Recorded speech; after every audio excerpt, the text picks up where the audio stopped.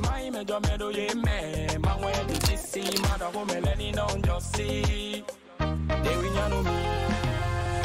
les amis, bienvenue sur la chaîne La Fille Famille, la chaîne de la femme à l'image du proverbe 31.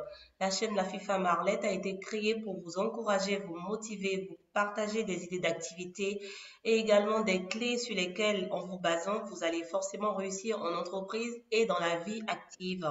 Depuis un moment, j'avais commencé à partager sur certaines lois pour accomplir pleinement notre destinée en nous basant sur les principes bibliques, à savoir la loi de la convertibilité, la loi de l'honneur, la loi de la gratitude et j'en passe.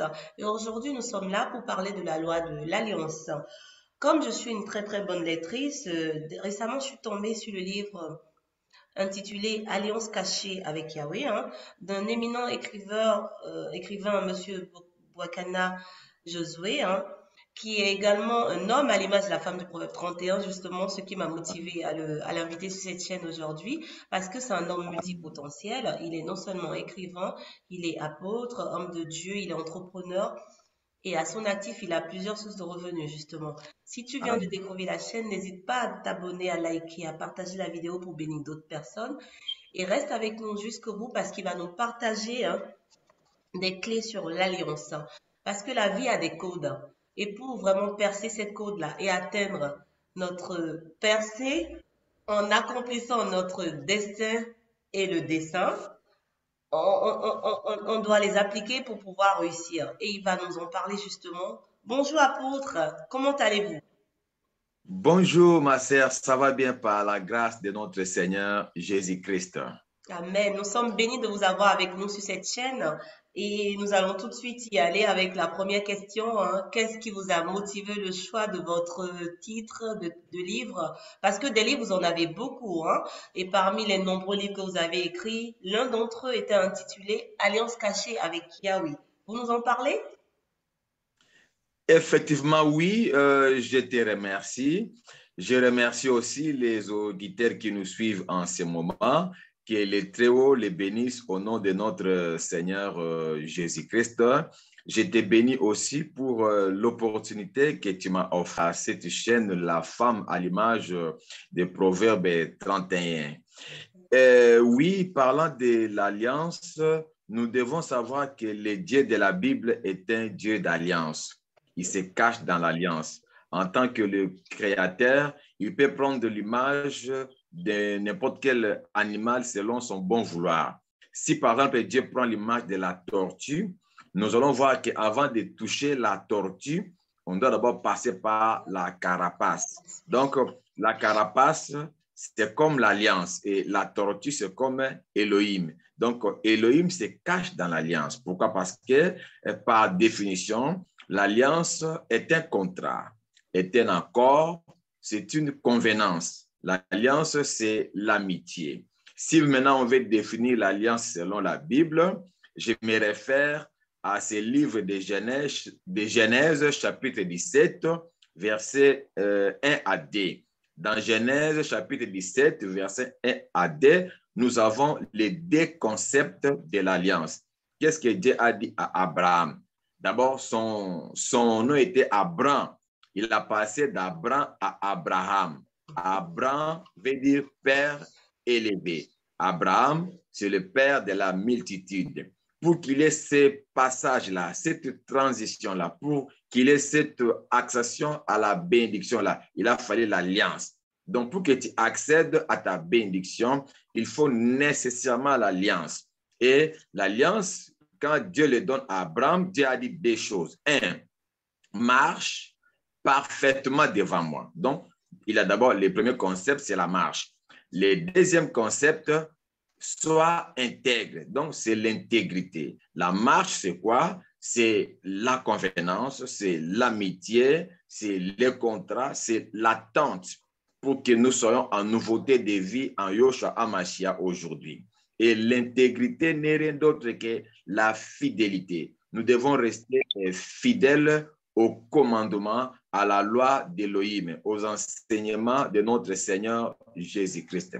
Voilà un peu la définition de l'alliance. En passant, je veux dire que l'alliance a trois parties, parce que l'alliance a le corps, à l'âme et l'esprit. Et dans les corps de l'alliance, oui, D'accord. Parlez-nous-en l'alliance, justement. oui, l'alliance a trois parties. L'alliance a les corps, a l'âme et l'esprit. Dans les corps de l'alliance, nous avons des choses. Nous avons les rémas et les V. Les rémas est la dérivée du logos. Le logos, c'est l'ensemble de la parole de Dieu qui contient plus de 32 000 promesses. Ce n'est pas toutes les 32 000 promesses qui vont faire ton affaire. Mais dans les 32 000 promesses-là, toi, tu veux avoir une seule promesse accomplie dans ta vie. La promesse que toi, tu veux voir cela s'accomplir dans ta vie, c'est ça, les rémas. Maintenant, à ces rémas-là, tu dois coller un V pour que les deux marchent ensemble, pour qu'il y ait accord, pour qu'il y ait entente. Le V, Justement, c'est quoi? Le V, c'est la déclaration solennelle de l'homme ou bien de l'être humain devant son Dieu, de quelque chose qu'il va faire lorsque le Seigneur va accomplir le V. Ça fait le corps de par l'alliance. contre, cela m'amène justement à vous poser la question, à savoir quelle est l'utilité de l'alliance justement dans nos vœux, dans nos projets, dans nos besoins de la vie quotidienne. Oui, je vais y arriver. Et laisse-moi finir rapidement avec les trois composantes-là. Il y a D'accord? le corps, l'âme, il y a l'esprit de l'alliance. Maintenant, l'âme de l'alliance, c'est quoi? L'âme de l'alliance, c'est les sacrifices.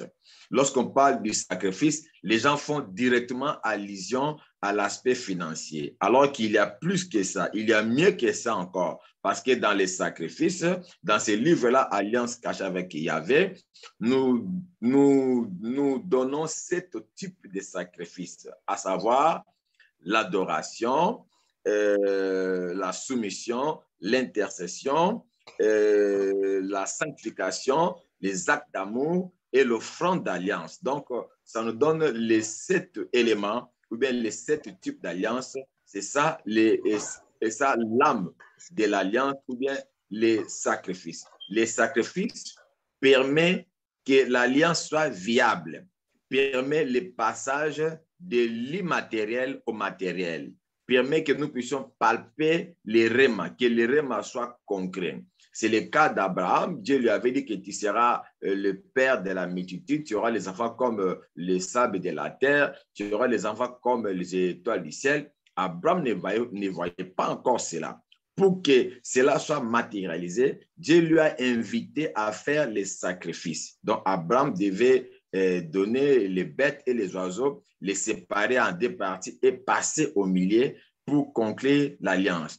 Et enfin, on a l'esprit de l'alliance ou bien les résultats escomptés qui en Éden se manifestaient comme l'arbre de vie, qui est Jésus-Christ aujourd'hui. Au temps de Noé, c'était l'arc-en-ciel. Au temps de qui là-bas, d'Abraham, c'est la circoncision. Au temps de Moïse, c'est les sabbats. Au temps de David, c'est les trônes ou bien les temples. Au temps de Jésus-Christ que nous sommes aujourd'hui, c'est le sang de Jésus-Christ. Donc, voilà un peu en quelques lignes ce que je veux parler sur l'alliance cachée. Maintenant, en ce qui concerne Son l'utilité utilité. de l'alliance cachée, Mhm. l'utilité de l'alliance cachée, c'est quoi? Dans cette utilité, nous voyons que le Seigneur est notre associé. Son utilité est d'associer le Seigneur dans tout ce que nous faisons. Pourquoi? Parce que le Seigneur est d'abord l'initiateur. Donc, c'est lui-même qui initie l'alliance.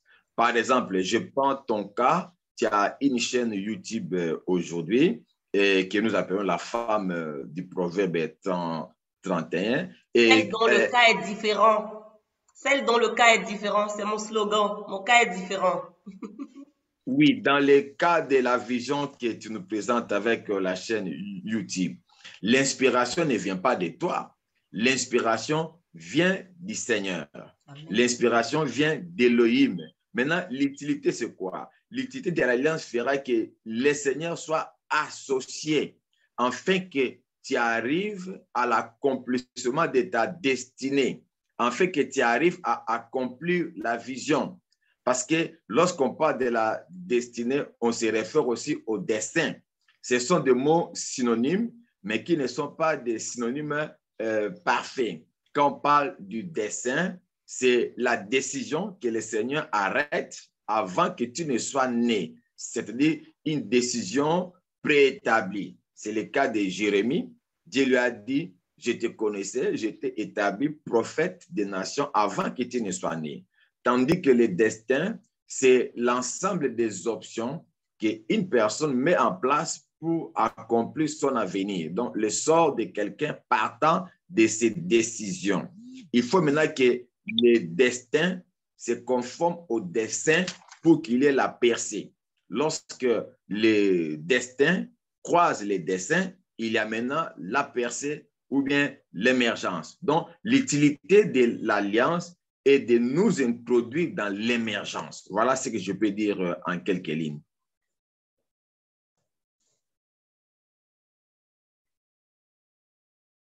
Allô?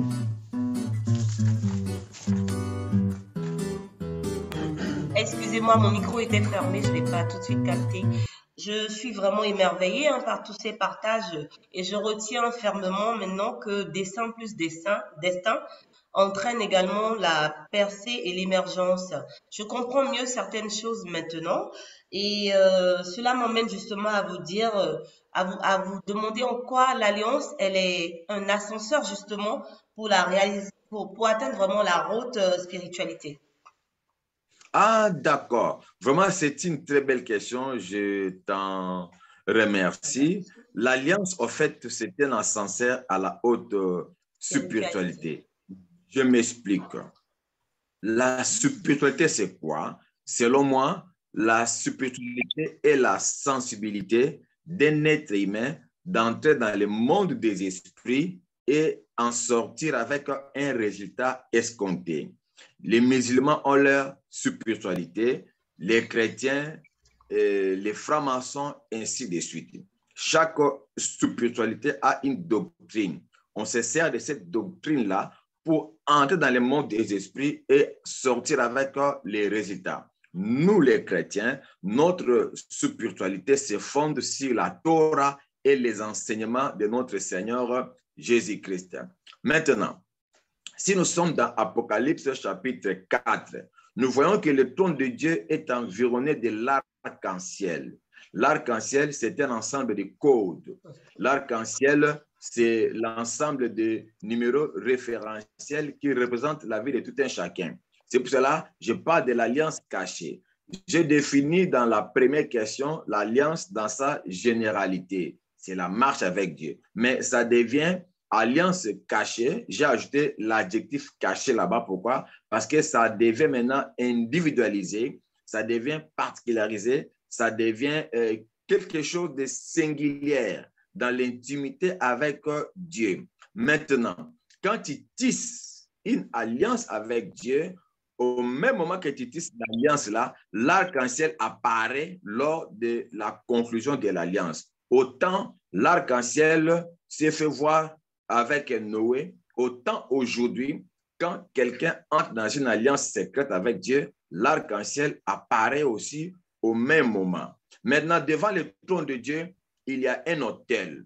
Et devant l'autel, il y a un ange qui détient un ascensoir. Là, je suis maintenant dans Apocalypse, chapitre 8, versets 1 à 3. Quand nous prions sur la terre, nos prières ne passent pas directement au trône de Dieu au ciel. Ça passe d'abord dans l'ascensoir et l'ascensoir vient avec ça sur l'autel.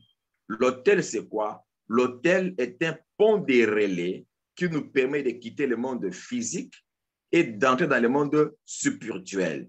Et chacun maintenant doit avoir son autel. C'est ça maintenant l'alliance cachée. L'autel que tu bâtis sur la terre est comme ton cellulaire, ton portable, qui doit être connecté au grand portable de Dieu au ciel.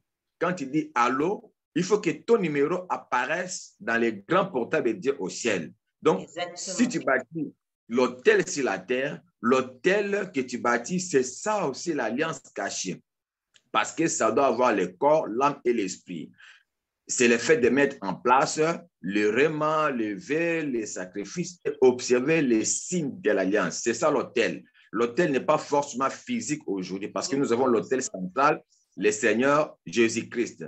Donc, l'autel que tu bâtis sur la terre, c'est la réunion de ces trois choses-là. Tu te focalises sur une parole de Dieu. Par exemple, si quelqu'un n'aimait pas au monde, il peut prendre un verset biblique qui dit « La stérile enfantera 7 fois ». Ça, c'est son réma. Il peut faire un vœu à Dieu comme Anne avait fait un vœu à Dieu. Donc là, maintenant, ça devient son autel sur la terre. Maintenant, cet autel-là doit être connecté au autel de Dieu, à l'autel de Dieu au ciel. En faisant cela, tu vois que l'alliance cachée nous place à la haute spiritualité. On n'a pas une doctrine, on quitte l'idolâtrie, on quitte la routine. Ça devient une relation personnelle entre les chrétiens et son créateur, moyennant les sacrifices. Maintenant, l'ascensoir aussi est là. Il faut savoir que dans l'ancienne alliance, tout montait sous forme de la fumée. Quand on fait sacrifice, les sacrifices-là étaient transformés en fumée. Aujourd'hui, la fumée, c'est la prière. Tout ce qu'on fait comme prière là, ça monte sous forme de la fumée. Il faut que ta fumée soit capable d'accéder à l'ascensoir que l'ange détient. Pour y arriver, fumée, il faut forcément le feu, il faut dans l'alliance avec Dieu. Donc, la fumée là, un jour je viendrai ici pour expliquer, ça peut être visible ou bien invisible. Dans quel contexte c'est visible et dans quel contexte c'est invisible. Donc, c'est vraiment une grande matière que nous allons partager avec vous. Amen. Voilà, donc je vais nous serons ravis de vous accueillir à nouveau. Justement, nous ne pourrons même pas en une seule émission aborder tous les thèmes de l'Alliance. Je précise juste à nos abonnés que l'apôtre Bouakana également, il est président de l'organisation non gouvernementale Goshen Environment et il est fondateur et professeur également à l'Institut biblique Sec de l'Aigle. Il est un homme d'affaires, il est écrivain. Et je vous prierai volontiers de vous acquérir ce livre-là qui regorge vraiment de codes, de secrets pour vraiment entrer dans votre percée. Parce que nous sommes au temps favorable où le monde attend la révélation des fils et filles de Dieu dans toutes les sphères d'influence du monde, à savoir la communication, la santé, les médias, la politique également, et j'en passe. Et je crois que nous sommes vraiment sur la bonne voie avec ces éminents hommes de Dieu qui nous enseignent, qui nous exhortent et qui partagent avec nous les codes que nous devons maîtriser pour réussir. Je vais vous inviter à dire un mot de fin et de nous promettre également de revenir sur la chaîne YouTube pour partager avec nous encore d'autres clés parce que nous n'avons pas fini d'être exhortés. Apôtre. Je vous promets que je vais revenir par la grâce de notre Seigneur Yoshua. J'invite tout un chacun à accepter le Seigneur Yoshua, le Seigneur Jésus-Christ comme son Seigneur et son Sauveur, car c'est lui le socle, la source de la vie, la source de toutes les bénédictions. Que le Seigneur me bénisse. Que le Seigneur bénisse aussi en particulier notre très chère femme, la femme à l'image du Proverbe 31. Que le Seigneur nous bénisse. Shalom. Shalom. Merci beaucoup. Que lorsque le dessein et le destin se croisent, on a évidemment la percée. Pourquoi ne pas marcher sur les principes bibliques pour réussir? Je vous laisse la question, les amis. J'espère que vous allez vous procurer ce livre de l'Alliance cachée avec Yahweh. Il en vente voir et également auprès de moi en Europe. On peut livrer partout et dans les pays amis également. N'hésitez pas à vous l'approprier parce que vraiment ce livre est plein de secrets.